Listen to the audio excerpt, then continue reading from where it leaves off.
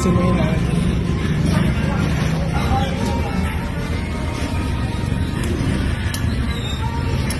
Ba't hindi mo kaya yung ulam mo?